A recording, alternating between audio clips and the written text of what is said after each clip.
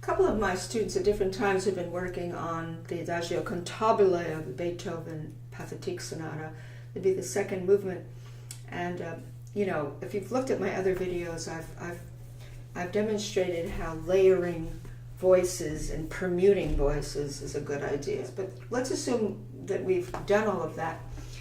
The bigger question is then, how do we balance the voices and in the various parts of the piece, particularly the theme that keeps coming back in variation form, either by rhythmic variation or by voicing. Some have 3 voices, some have 4. The first thing I tell the student is, think of the piano as a bed of honey or molasses. I've said this all the time, because to create this beautiful melodic line, you have to be able to sculpt the line. And if you have a hard turf, you can't sculpt the line. So you have to imagine the piano is honey, molasses, and that consistency. That's a mental prompt. When you start the piece, you want to start with the balance. You really want to bring out that gorgeous C because it's ushering in the piece. You want also nice bass, and you want to blend middle voice. So try to get what you want right away. I'm going to use my wrist motion because that stops the crashing into the keys as well. Because that middle voice, as I've pointed out, is meandering.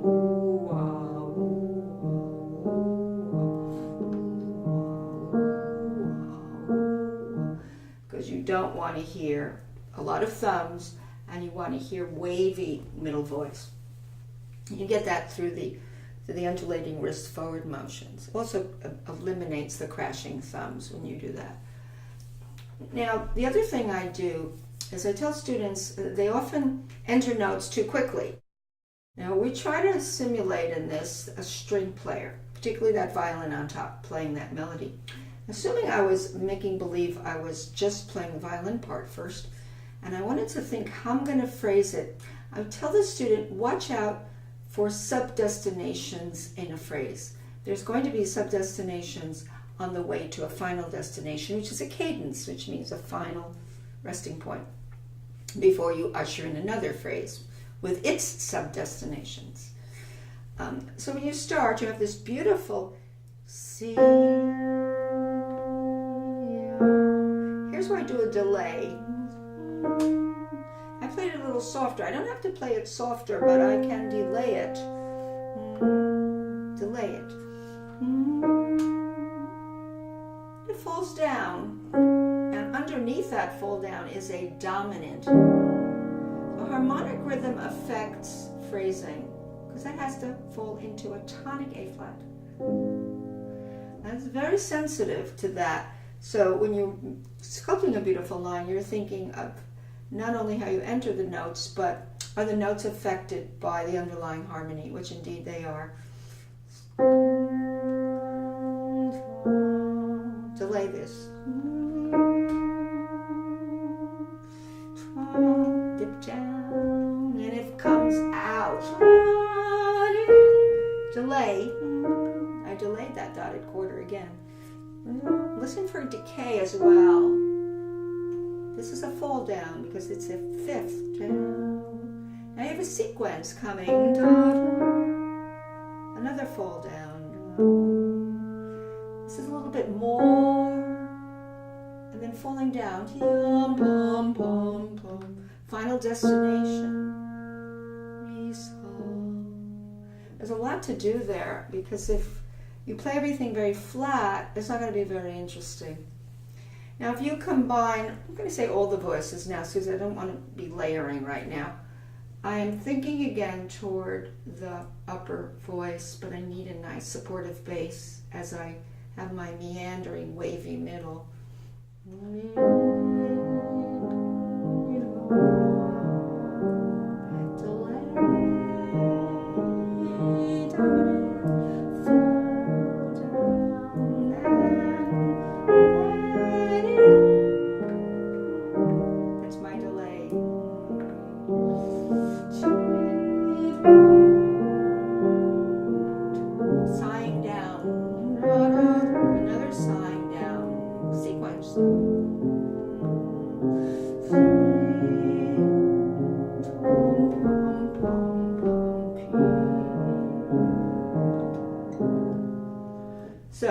delays were on those dotted quarters. I was thinking harmonic rhythm when I had this. Then I fanned it out. And then I fell down again. So you're kind of going in and out, you know, in your phrasing. It's never something that stays still, but the music is in constant motion and constant shaping. And the shaping responds to rhythm. It responds to notation, of course. It responds to notation, the dotted quarter note being a note. If I played it on the violin, I would delay the bow on the E flat. So I have to bow it with my right hand, so to speak, on the piano. Now, in the next section, now what he has coming next, of course, is 4 voices, and that still has the contouring of the melody that's in your mind. But you probably will play it a little bigger because you have more voicing. So the second time when he comes out of the triplet leading into a triplet, more,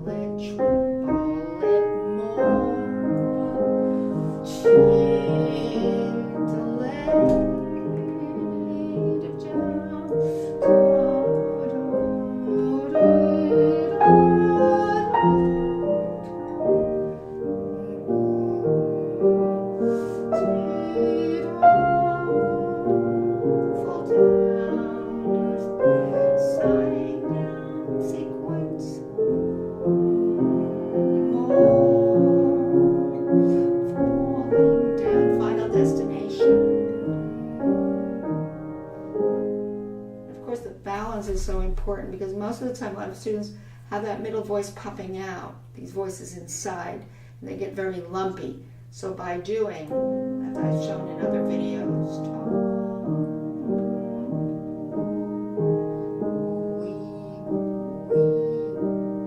I should play it slower. If I'm getting quicker, stop me. A lot of people think they should go quicker or slower or whatever, so I'm going to try to keep it on the really adagio side. In the next section, what I tell students is to think harmonically in groups. For instance, when you have this, with the chords, one chord, dominant, tonic, dominant, tonic, secondary, dominant. So instead of thumping continuous chords, as you see, repeated 4 times and a new chord repeated 4 times, I think of one harmony, resolving F minor.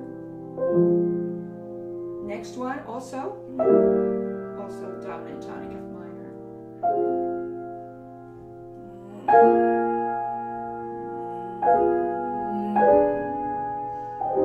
So I'm thinking overall of one chord, even though I'm playing them 4 times each. And in the right hand, I'm thinking of curving the line so they don't get up and down notes, such as curve over to C, curve down to C, curve over to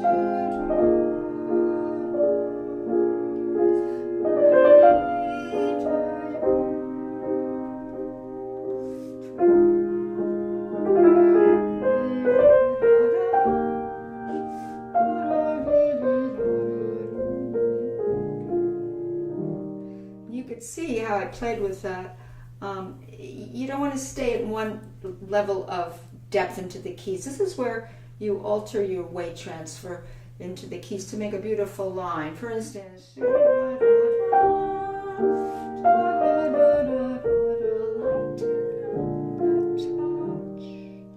kind of lifted off the weight of my arms. You're using weight leverage, and then you're thinking longer groups of notes. Now, the theme keeps coming back in different forms. This is an interesting place where he does that's a cello, sighing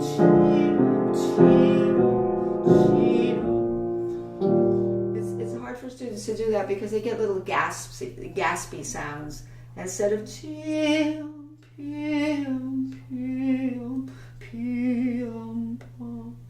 And you get that by not letting go of the second note of those pairs. These are sobbing, sighing pairs in my mind, so that I don't let go of the thumb or the second note of the pair in a gasp, but I just lean on the first of the two, and I don't do injustice to the length of the second one.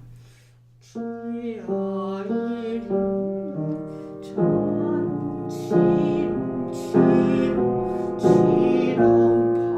a cello.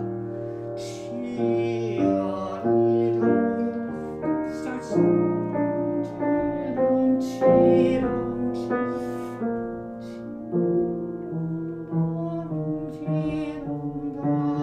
You're pushing into the keys more. This is melted down. Playing softer, but you're still doing your sub-destination delays. Dominant tonic.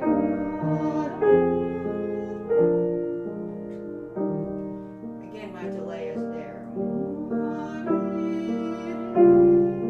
You're sighing down fifths. Sequence. This is a beautiful one, unexpected. The A natural is unexpected.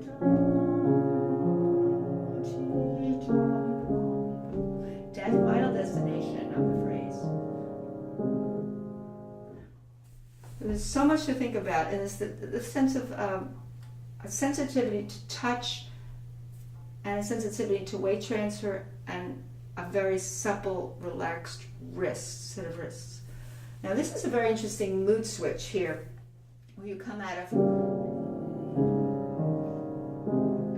This is completely a new section.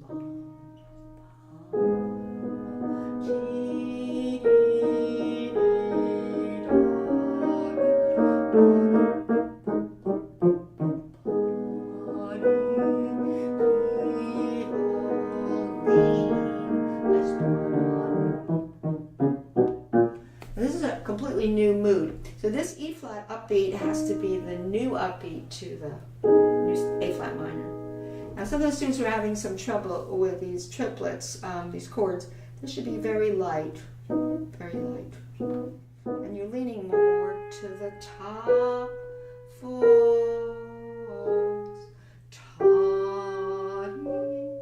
you can see how your wrist goes forward so you don't go slamming down on the second note of the pair there. Because that's musically what's happening. Lean less. Now one student I worked with this week, I had her going very slowly. She had trouble with this one. I let your pivot finger to that. Now if you could possibly do a 4 here, it would be really good. And then slide into a 5. It's pretty hard when you're going quicker, but it gives you a nice legato.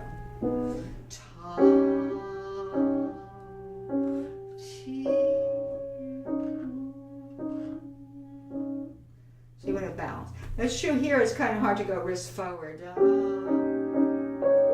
You can't do wrist forward if you do it separately. You can go wrist forward. When you do it together, just do it lighter.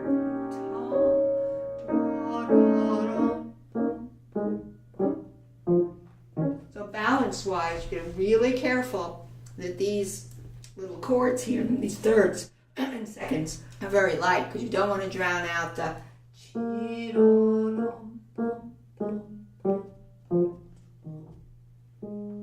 So that's tricky, the balance there, very tricky. So play those thirds and seconds very lightly and learn that this is deeper and this is lighter underneath. Whatever. Takes a lot of touch sensitivity again. You come back to this beginning that you had in A flat minor, and he goes into E major. It's the same idea. It starts loud. Bum, bum, bum, bum. Same idea of balancing here.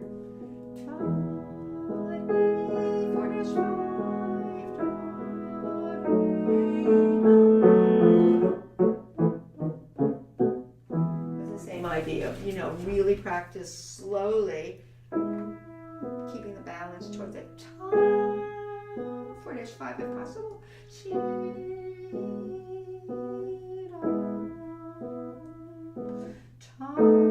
some people do thumb here. I should have let go of the D sharp.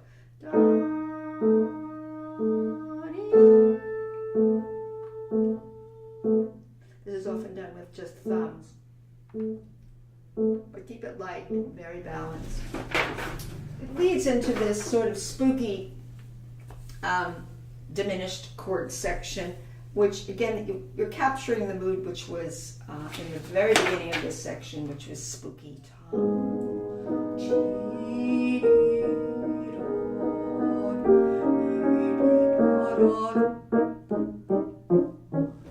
It's really going to come into play here.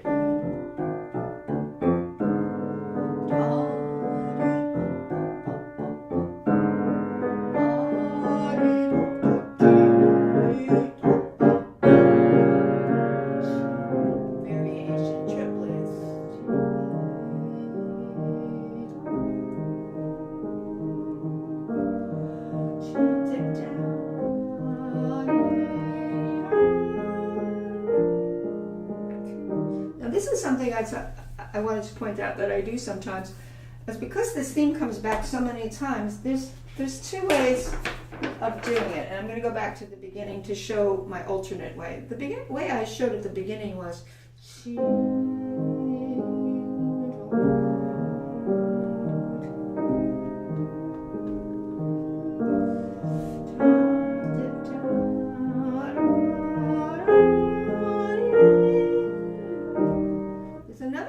that I sometimes do to make it a little different, because it's going to keep coming back in different forms with different variations, then I might do it this way as a model. You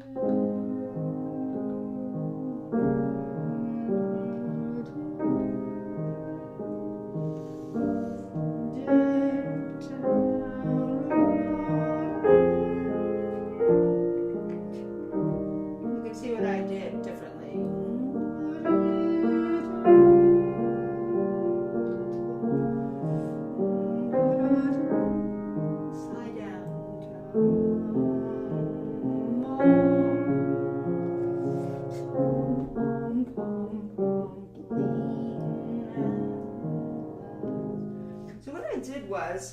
I did this and I went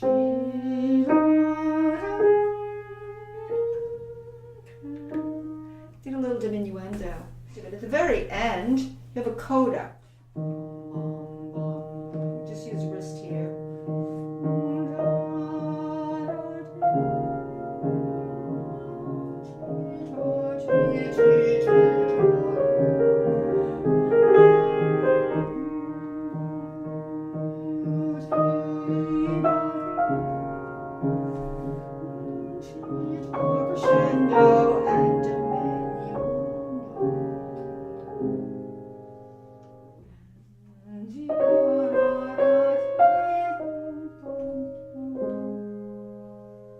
Take your time.